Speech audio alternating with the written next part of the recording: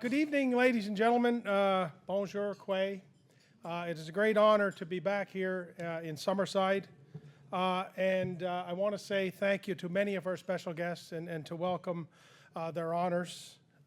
Thank you very much. Welcome home. So many ministers that are here that I want to make sure we take the time to recognize. Barb Ramsey, Ernie Hudson, Jen Redmond, Lois Thompson, Stephen Myers, Zach Bell, Jill Burridge, Gilles Arsenault. Bonjour, comment ça flippe? Speaker Compton is here. Welcome, Darlene. Other MLAs who are here, Hilton McLennan, Tyler DeRoche, Susie Dillon, Brad Trivers. I also see Hal Perry is here, Gord McNeely, Carla Bernard, Matt McFarland. Matt, I see you've thrown your hat into the ring. Congratulations and thank you for that and the best of luck. You'll do great. MPs Morrissey and McDonald are here. Welcome, Bobby and Heath. Mayors Kutcher, the City Council of Summerside. Mayor Brown, he's homesick. He's been away from Charlottetown for about an hour and a half. He's getting homesick.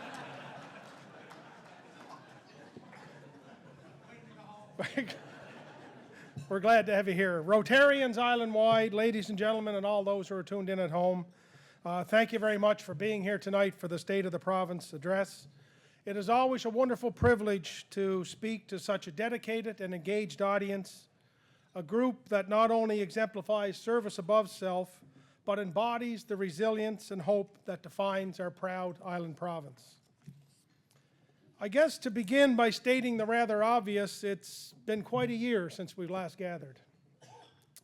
And to extend that rather obvious just a little bit further, while I'll do my very best tonight to try to share with you the state of the province, the challenges we face, and the opportunities that lie ahead, I do so with the full understanding that factors outside of our direct influence are going to disrupt our lives, and that it seems like we're in for an uncertain 4 years where reality changes almost on a minute-by-minute basis.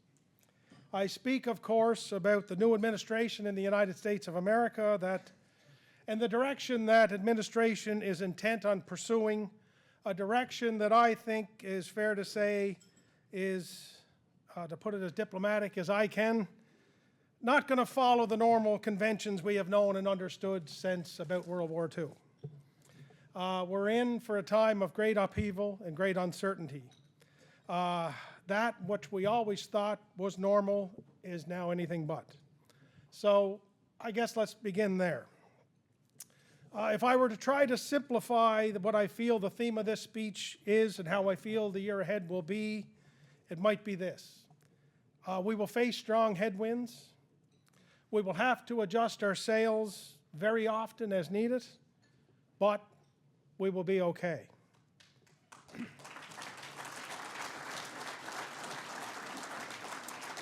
Our reality is the impacts of global and national events are being felt and will continue to be felt across every corner of this province. In Ottawa, political uncertainty has created a sense of unpredictability that impacts decision-making at every level. Historically, as we know here in Prince Edward Island and beyond, when a national government changes, it creates quite a schism in the operations provincially. The lead up to election can throw day-to-day operations into disarray. Elections then would paralyze the system for 40 or 50 days or beyond, and then a new government or a different government would go about setting up new people, new departments, new mandates and priorities. It's essentially 2 or 3 months where things come to a standstill. And in Canada in 2025, that's going to happen twice. First, on March 9th, when the new Liberal leader and new Prime Minister will take over, they will try to establish a new government and direction. They will try to find some time to operate. Then, sometime after that, days, weeks, months, nobody really knows, there will be another election and another government, which will bring new faces, new ministers, new mandates, and maybe if you're watching some of the polling consistently, a new color, a new philosophy. In normal years, an election year is a challenge. 2 elections is likely to be a bit of a nightmare for us.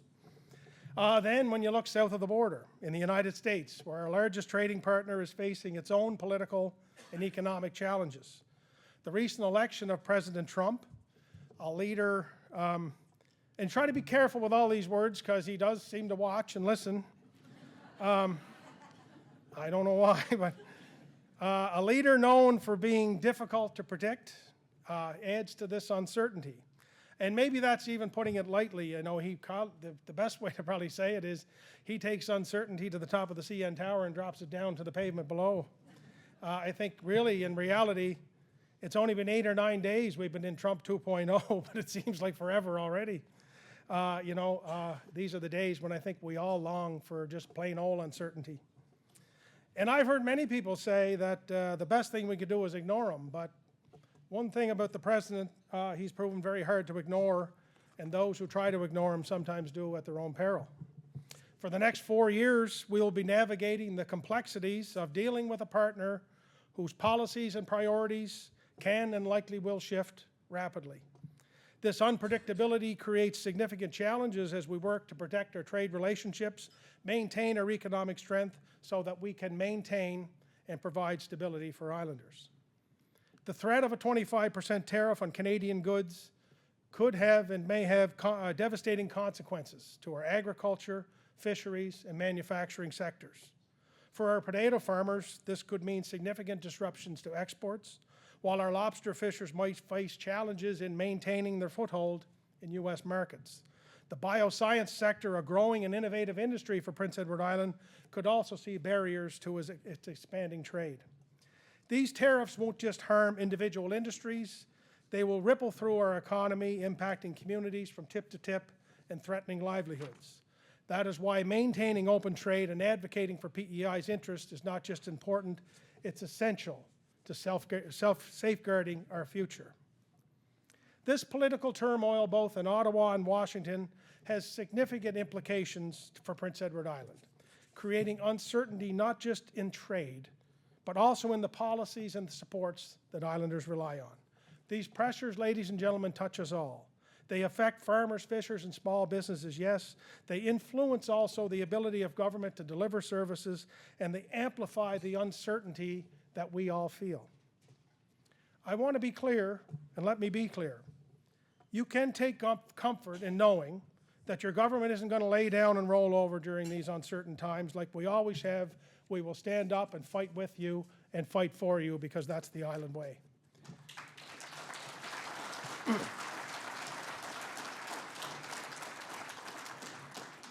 Thanks to our province's relatively strong financial position underneath the leadership of Finance Minister Burridge, thank you very much, we're better equipped to navigate these uncertain waters. This stability allows us to respond to challenges with confidence. It allows us to invest in critical areas and build a foundation for a prosperous future. We are in a pretty good position when it comes to taking on these challenges, but we will have to be ever so careful and strategic and flexible to remain there. Sadly, I know a thing or two, and Jim outlined a few of them about uncertain political, economic, and societal times. Since I was first elected in 2019, it feels like we've been living in a constant state of unprecedented times. I don't know, quite frankly, if I would recognize business as usual if it jumped up and slapped me in the face. And as my good friend and fellow storyteller Gary Evans mused this summer at his show in Georgetown, 2 hurricanes, a pandemic, potato warts, cyber attacks, rail blockades, and now tariffs, I'm beginning to think this premier's bad luck.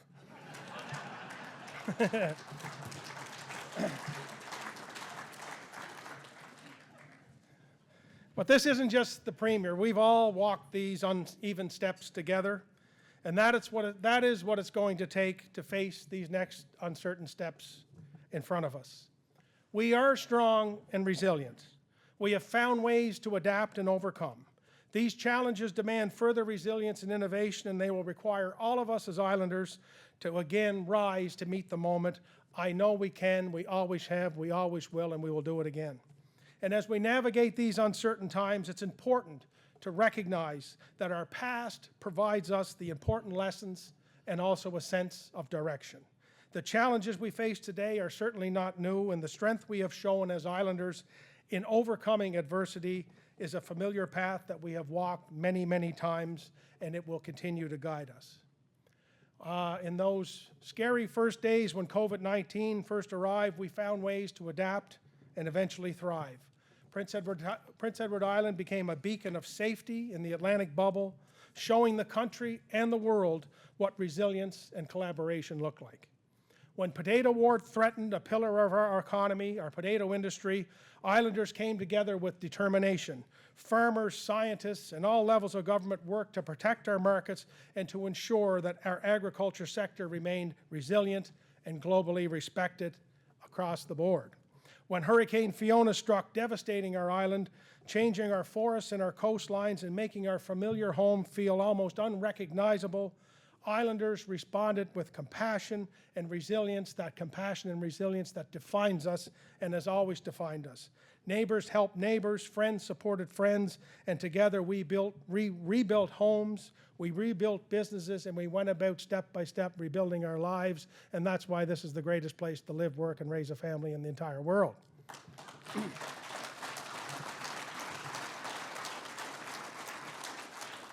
It is in these moments of crisis that the true strength of our community shines. The same unwavering spirit that has carried us through countless challenges in the past will continue to guide us as we navigate the future. These stories of resilience remind us that every challenge we face brings with it the seeds of opportunity. It is through these moments of adversity that we discover new paths forward. Building on the strength and resourcefulness we have demonstrated time and again, we must approach these uncertain times not with fear, but with the confidence that opportunities lie before us. As a small province, we have that unique ability to adapt, to innovate, to lead, and to do so quickly. These are not just challenges. I look at them as calls to action, moments that demand creativity and determination. Earlier this month, I was very proud to travel to the New England states as part of a mission to protect PEI's interests in the face of potential trade disruptions. Accompanied by 4 cabinet ministers, many I think who are all in the room here tonight, with 20 stakeholders, business owners. We met with close to 500 individuals over the course of 3 days in New England. Our delegation highlighted the critical role of trade with the United States, which represents nearly 24% of PEI's GDP and supports industries like agriculture, fisheries, biosciences, and manufacturing. We told Americans that tariffs don't just impact the economy and jobs on the northern side of the border, but they will amount to a tax on the consumer on the southern side of the border, impacting the day-to-day lives of the American people who voiced their displeasure in November with the high cost of living in the United States. I took to calling it the Trump tariff tax. It'll hit Americans in the pocketbooks by increasing the cost of gas, home heating fuels, electricity, groceries, and other day-to-day products that they rely upon Canada for. Our meetings with industry leaders and policymakers and stakeholders in the New England area reaffirmed the importance of preserving tariff-free trade and explored opportunities to strengthen our economic partnerships. And not one of the 500 people we talked to and many more wanted tariffs, think tariffs a good idea, and they will take our message to the American people, and eventually it will make its way to Washington and hopefully end this crazy thought that is really paralyzing both sides of the economy, of the border of the economy needlessly. While tariffs represent significant challenges, though, they allow us to push and to explore new possibilities. This is where Canada, I believe, can play a dominant role. North America can and should be and should have energy dominance in the world, and Canadians from coast to coast to coast should benefit from that. Conversations have started again on the importance of sharing our Canadian resources like oil and gas with all of Canada through pipelines east and west and north and south. We have a wealth of resources that the world needs. All of these products these are just the important products that we talk about. Lithium, uranium, zinc, germanium, and gallium. We have them here in Canada, but we have made it nearly impossible to mine these products in a timely way because of government red tape and partisan rhetoric. We have to change that. We have the opportunity to do so, and we need to change that fast, and I hope we do. In the face of shifting global dynamics, fully utilizing our strengths and resources to expand our global reach is not only necessary, it's essential. And that recent trip to New England highlighted the importance of fostering and protecting that trade relationship, but also growing it and understanding the need to diversify it. Supporting our industries also will be critical, as they need to explore new markets to diversify. In Asia, Europe, and beyond, it's not just a strategy now, it's a necessity. Building these new partnerships strengthens our economy by opening new doors for growth and reducing reliance on these traditional markets. My fellow colleagues from across the country are now meeting weekly, and we have restarted the conversation about eliminating barriers to internal trade within our country. And what that means for us here in PEI, as I've indicated and highlighted to the Prime Minister this week and Minister Anand on Friday when I talked to her, if the federal government wants to really help, and I know they do, to help reduce barriers to internal trade for island businesses and exporters, the single most important initiative they could do right now would be to eliminate the tolls on the Confederation Bridge in Bourton and at the Northumberland Ferries in Wood Island.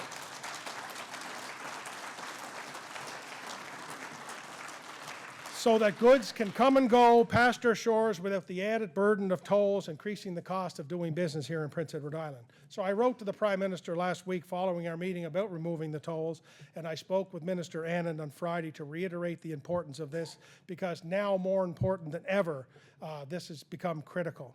I would even go a step further here tonight, because I see there's many people in the room who are affiliated with parties on the national level. If you really want to help PEI and endear yourselves to the will of the island electorate, you should make sure that your federal party platform includes the removal of tolls for the Confederation Bridge and the Northumberland Ferry.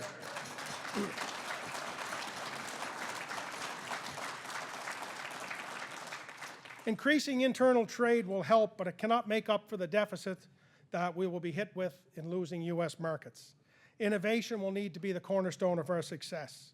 Islanders have always embraced new ideas, whether it's in advancing agricultural practices, growing our bioscience sector, or fostering emerging industries. As I said, it is in these moments of challenge that we find the clarity to make bold choices, to act decisively, and to position Prince Edward Island for long-term success. This is an opportunity, and this is our moment to seize it. That's why in Budget 25, we will initiate an Export Enhancement and New Market Development Fund to help island exporters remain strong, competitive, and more diverse in the global economy, and we will be asking the federal government to be a significant and real hard investment partner in that initiative. Thank you. So as we navigate these challenges posed by tariffs and trade uncertainty, it's clear that our province's economic stability is closely tied to global factors that are often beyond our control. However, as we work to mitigate these external pressures and we pivot to do our best to keep our economy growing, we must also remain focused on the needs that are within our direct influence. And chief among them would be the health and well-being of our people who call this province home. While trade policies and market shifts may fluctuate, one consistent remains: our government's responsibility and priority to continue to make healthcare more accessible and more available to islanders from tip to tip. In fact, as we look toward the future, the #1 priority for this government will be to continue to strengthen our healthcare system, ensuring that it can meet the demands of a growing population and continue to provide quality healthcare that all island families deserve. And I can tell you all here tonight, nowhere is this spirit of determination and innovation more evident than it is in healthcare. I'm very proud to have taken head-on the delivery of healthcare services in Prince Edward Island. The reality is, when you pick up the reins of a new government, you inherit challenges and issues that need solving today, but in reality, they can take years to come to fruition. We are at the moment where some of the seeds we planted beginning in 2019 in areas like mental health, primary care, and acute care, they're starting to take hold. This year, we will welcome the first class of 20 island students to the UPEI Medical School.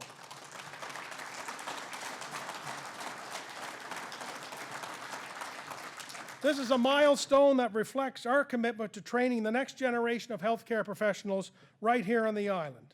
And despite some heavy criticism of this investment, I know that this will be one of the visionary investments that our government will have made that will go a long, long way to change the trajectory of our healthcare citizens, our healthcare system in Prince Edward Island for generations to come.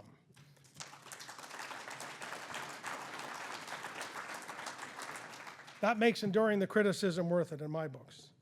But I will say, that and other issues have taught me a lot. In almost 6 years as your Premier, I have learned that some people criticize and some people just do the work.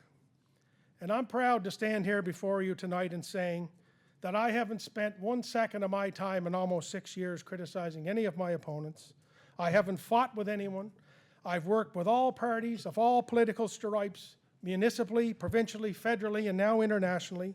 I have worked with Islanders to try to make a difference for Islanders. I have put my shoulder to the wheel each and every day. I have stood in the arena, I have put in the work, and that work is paying off for the province that I love, and I couldn't be any prouder of that.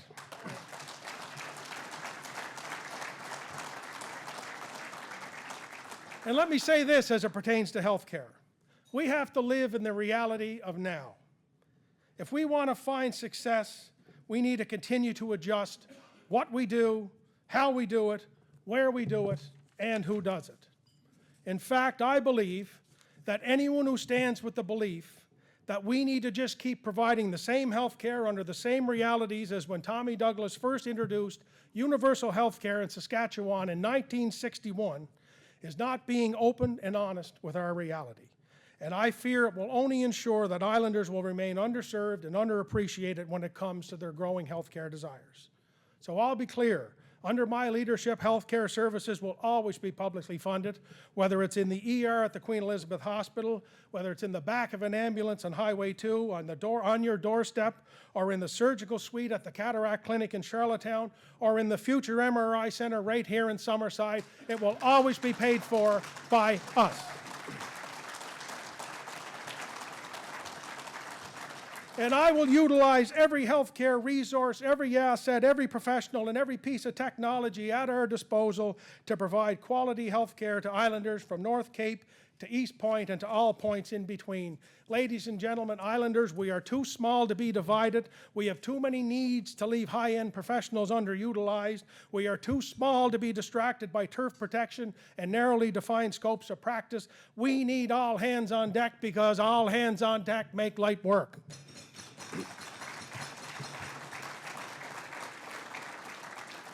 And we have put our words into action and we have put our money on the table. We have hired 41 new physicians in 2024 alone. We have our first physician assistant working in Prince County. We have our first cohort of associate physicians that provide health care to patients under the supervision of a fully licensed physician. We have a nurse practitioner working in the ER at Kings County Memorial Hospital, caring for patients of lower acuity, freeing up physicians to treat patients who need a higher level of care. We have paramedics working shoulder to shoulder with social workers at kitchen tables across PEI, providing mental health and addiction services. We have pharmacists and 50 community pharmacies across PEI treating over 40 common ailments that used to require a visit to the ER, and over 200,000 visits have been done at pharmacies across PEI since this program started. We have RNs who can now prescribe. We have physiotherapists who can order x-rays. We have a virtual hallway that allows physicians on PEI to connect with specialists in the region within hours or days when it used to take months and weeks. We have community paramedic units that provide comprehensive care in the community, preventing ER or clinic visits for hundreds of Islanders.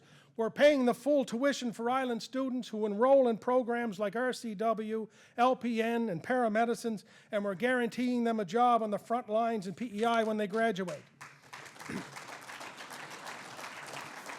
We have internationally trained nurses who are coming to PEI, and within 14 weeks of orientation and training, they're filling vacant positions throughout our system. And we are the first jurisdiction in the country to recognize family physicians as specialists, and we're the envy of every jurisdiction when it comes to our new physician services agreement. And someone get me a drink of water because I'm just getting started.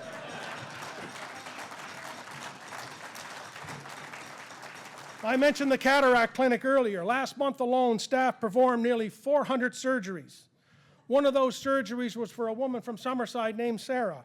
I met her when I was in getting my own eyes tested. I was getting an eye exam, and Sarah had been waiting for over a year, she told me, to get her cataracts out. In fact, she had given up hope. Then she got a call on a Tuesday and was scheduled for her surgery on Friday. She said, "Premier, this is the best thing you've ever done. Don't let those other fellows talk you out of it. Keep on going." And I promised Sarah I'll keep on going. This initiative is not only transforming lives of people like Sarah, but also paving the way to eliminate the cataract surgery wait list entirely by the end of 2025. And an MRI clinic can and would and will do the same, and we'll do it right here in beautiful Summerside. We will also continue to expand our network of patient medical homes, including the opening of the largest one yet at the UPEI Medical School.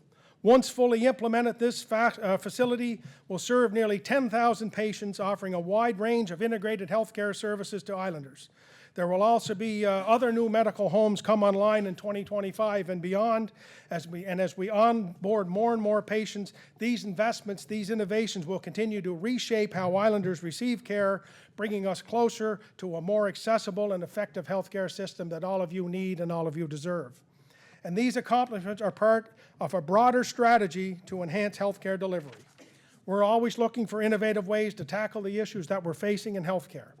Whether it's through regional collaboration, working with private clinics, or launching new services, our broader strategy doesn't focus on the status quo. The status quo, ladies and gentlemen, is a road to nowhere. We're going somewhere. We'll continue to focus on innovation and collaboration. And if I wasn't doing that in this job, I would leave tomorrow. I promise you that. And I can't speak about the state of healthcare in PEI without speaking of our new leadership team at Health PEI under the direction of Melanie Fraser.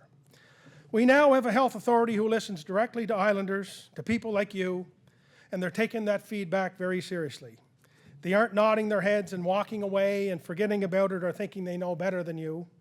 The health authority is listening, and quite frankly, they're taking action. They're getting out of the offices in Charlottetown. They're coming to places like Summerside and Alberton and Surrey and Montague and all points in between. And in just under 12 months, Health PEI has realigned the recruitment process for doctors, taking it down from 40 cumbersome steps to just 11, and they have a little bit further to go. They have listened to Minister McLean and me when we have said time and again that your priority must be and has to be affiliating patients with family doctors and through patient medical homes. This must be and needs to be your top priority. They have established a team of professionals to make medical homes more efficient, more effective, and prepare them for onboarding of patients. They have cleaned the registry so we can work with accurate data. They have gotten into the office, as I say, in Charlottetown, talked to people on the front lines. They're making changes to the system to reduce wait times for procedures and surgeries. They've hit the ground running, and they're not going to stop. And I thank God every day that we found Melanie Fraser. Now, it's my opinion and others in the room, as I look through the room, that's what the health authorities should be doing. It should be working with government, with Islanders, with frontline staff to provide better access to care. And I don't need to tell anyone in this room that this has been a dramatic shift in the last 12 months. I think we are really about to see what can happen when everyone works together for the betterment of a system, and I think we'll see each and every day in the months ahead, it will get a little bit better each and every day. But I'm not trying to be naive, and I'm not trying to sugarcoat the reality. Much work remains. Continued changes are needed, and though I wish they could and would be done, they can't all happen overnight. But it has been getting better. We continue to set the stage for Islanders to receive the care they want, the care they need, and the care they deserve. And if I can leave you with just one thing here tonight, I want it to be this, that we're on the right path when it comes to healthcare in this province. I know sometimes we can live headline to headline or news story to news story, and sometimes it might not feel like that. But I truly believe that this is the right path. When you compare us to every other jurisdiction, the challenges we have here are much more doable and much more attainable than they are anywhere else. And Islanders, I think, have come to the realization that as long as things continue to get a little bit better every day, that we're on the right road, and that's the road we're going to try to keep on.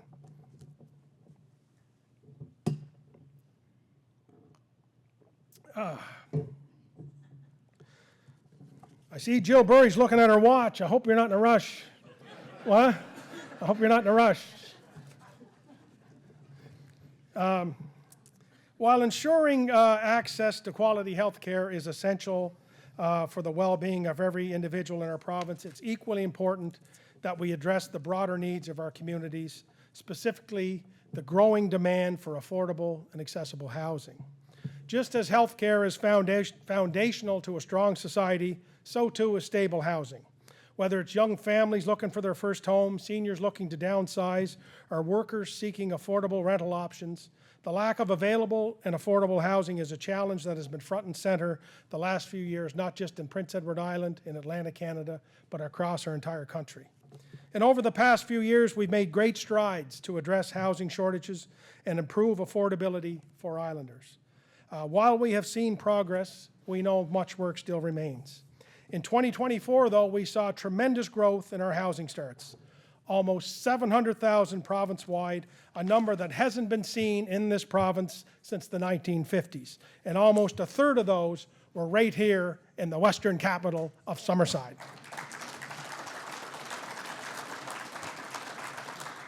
And while this is partially because of programs and incentives that we as a province have put in place, like the Housing Challenge Fund, removing the HST on new construction, standing up the province's first rent-to-own programs, enhancing down payment assistance programs, and launching a closing cost assistance program, to name but a few things, this has been a collaborative effort across the board, across the province. First, I want to congratulate and recognize and thank our growing construction and trade sector, which has been the essential part of our success. In 2024, PEI's construction industry labor force grew by 1,400 people, the third year in a row that we have set an all-time high in this growth. This growth not only shows the opportunities available in this industry, but also the success when government, when industries, when municipalities and educational, secondary educational look to collaborate. Through innovative programs like our growing apprenticeship program, which saw a 21% increase last year, we're preparing Islanders to meet the demands for skilled trades. Half of the new workers last year in the construction industry were young people aged 15 to 24. But we know, again, there's still work to be done. And as we talk with industry leaders, we hear the same message. While we're seeing incredible growth and new talent in our workforce, we also need to attract more journey people to support the expansion and address our aging workforce. That is why we're committed to continuing our efforts to strengthen the talent pipeline to ensure our construction industry remains vibrant and ready to meet the challenges ahead. Next, I want to recognize local governments and councils, especially right here in Summerside. It's taken years to eliminate unnecessary red tape and barriers to development in some communities, but right here, the council in Summerside tackled it head on. And that's why when you drive around Summerside, you can't throw a rock without hitting development. So Mayor Kutcher and council, thank you very much for stepping up, for your leadership, for your vision, and doing everything you can to spur development at a time of need. You're doing a bang-up job here, and I hope the rest of the province has taken note. It shows you what we can do when we work together. We can make things happen in a small place like this. This time last year, when I stood before you, our new housing strategy in PEI was just days old. It was just fresh off the press. And 12 months later, we're starting to see the coordinated and cohesive approach to our housing challenges in the province. While we need supply of new units to remain at these levels or higher to make up the deficit of years gone by, we also need to address the affordability issue.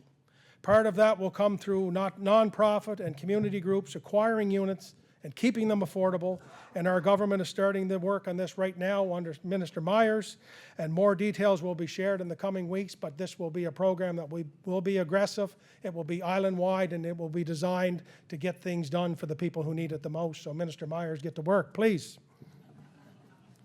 I see Brad Trivers is there too. Brad, sorry I didn't see you there first, but thank you very much for being here. Great member from Rustico Emerald, a good friend of mine and my former MLA, so good to see you. As we move forward, addressing housing challenges will remain a central priority for our government. We're committed to creating real solutions that meet the needs of our growing population with a focus on affordability, sustainability, and accessibility. By working with municipalities, with developers, and community partner organizations, we will ensure that every resident has the opportunity to live in a safe, stable home. The future of our province depends on the health, the prosperity and the security of our communities, and that starts with the foundation of a home for our proud citizens. Together, ladies and gentlemen, we will build a province where every person has the opportunity to thrive in Prince Edward Island.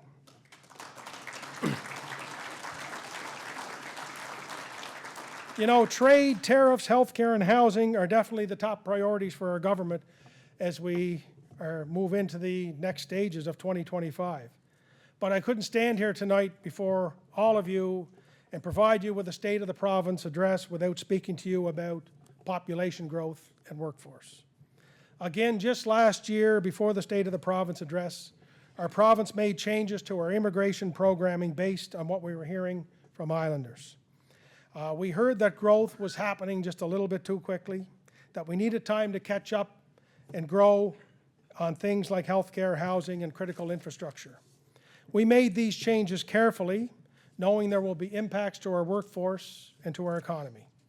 And while it might seem like forever ago, I'm sure many of you can cast your gaze back and remember there was some backlash and resistance that came in the days that followed. Protests and even some hunger strikes, threats of closing businesses, so much more. And I won't lie, I'm human. Those were challenging times for me and my colleagues. You never like to see that in this place that we call home.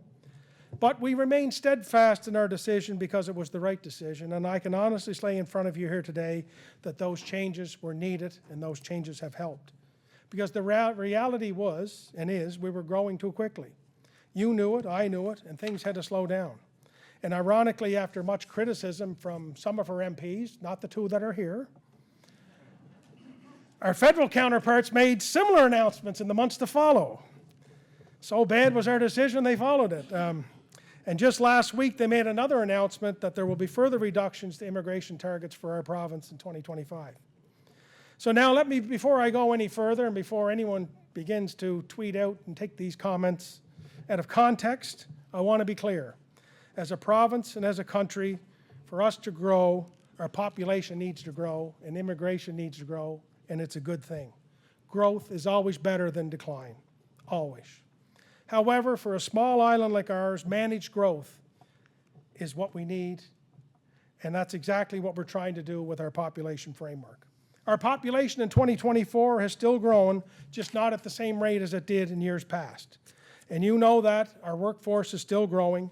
More Islanders are gainfully employed today than they were 12 months ago. Again, that's a really good thing. I can't be naive, though. I know that these changes have put a strain on some sectors, especially the sales and service sector. But at the same time, in the spirit of being raw and untethered in front of you here tonight, businesses continue to operate, industries continue to perform, our economy continues to churn along, our province continues to do well. Now, some have had to change their operations to adapt to their available workforce. Some have had to refocus on hiring part-time employees and students. Some have had to shift their business models slightly. But I asked you, are any of those bad things? I would say those are good things. More students working, more retirees working part-time, more online services, more e-commerce options available. I think that reflects the reality of the world we're in, and we will need to continue to adapt and innovate to maintain our success as we grow through this ever-changing world, changing ever so fast. Our focus for 2025 with our immigration plan won't really change much. Even though the federal government has reduced our allotment again, we will still continue to focus on critical sectors of growth such as healthcare, trades, manufacturing, early childhood, and professional services. And my guess will be that during the address next year, the Premier will stand here in front of you and tell you that somehow we've made it all work again, because that's what we do as Islanders. When the sand shifts beneath our feet, we shift with it, we move with it, we innovate it, we change, and we make it work. And in the meantime, our government will continue to make the necessary investments in our province for more rapid growth as we face the future.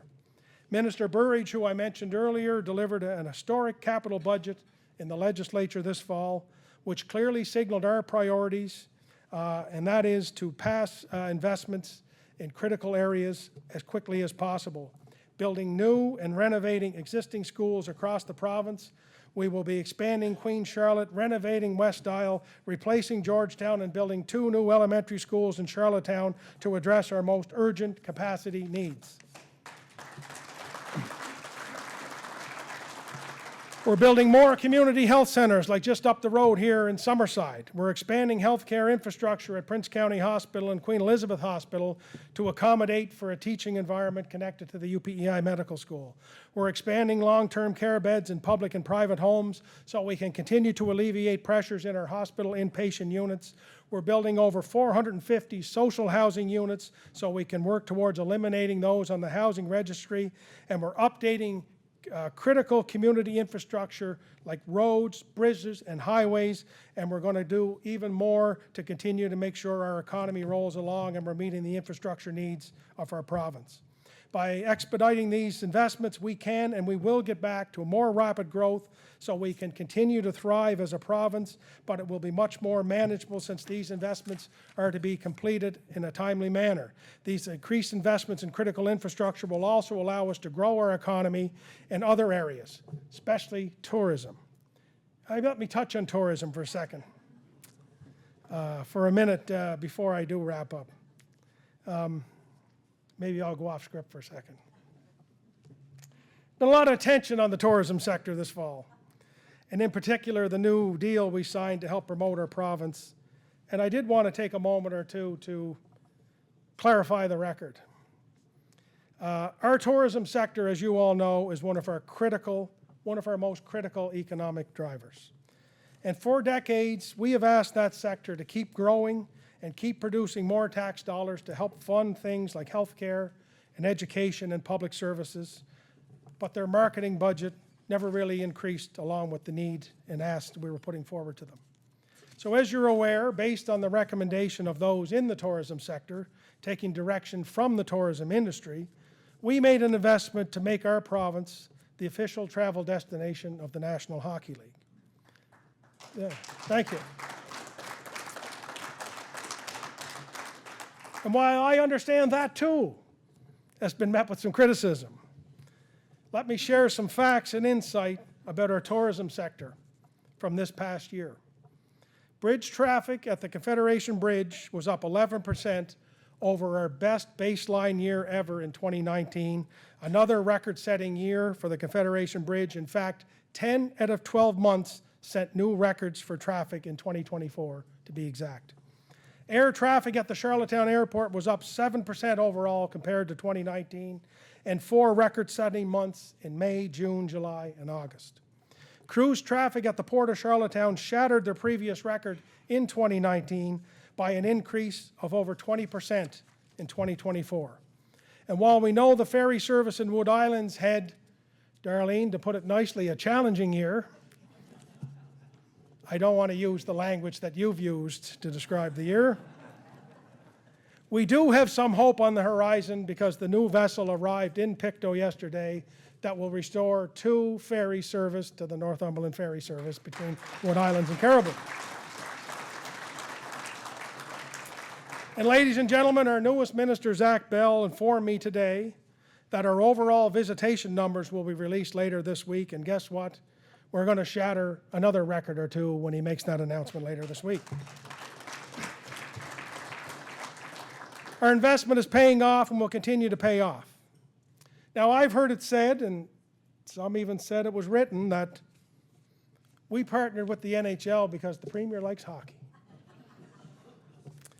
And I can't lie, I love hockey.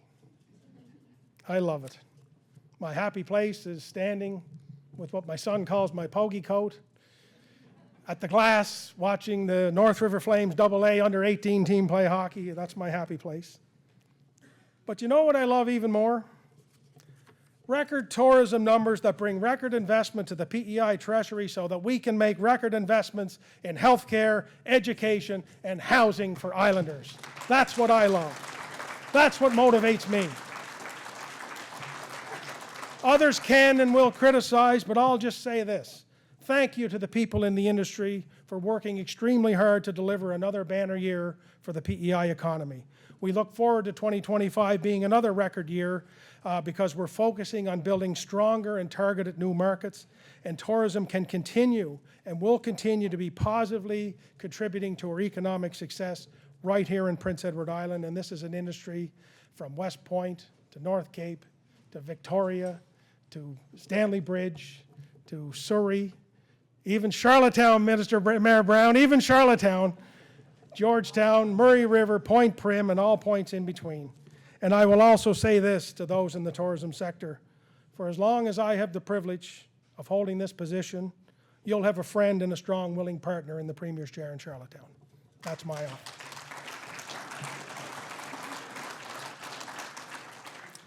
In the coming months, we'll continue to focus and deliver the commitments that we have made, expanding healthcare services, building new homes, fostering an economy that creates opportunities for all.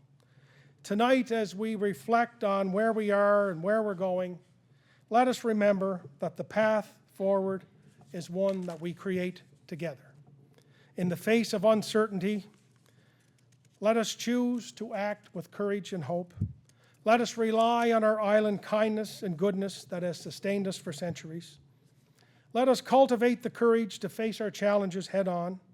Let us build on our successes, learn from our challenges, and remain steadfast in our commitment to one another. And most importantly, and maybe more importantly at this time than any time before, let us always remember that in spite of our challenges, we are so blessed and so fortunate to live in the greatest province, in the greatest country in the world. From the bottom of my heart, thank you very much for being here tonight. Thank you. Merci. Well, allez.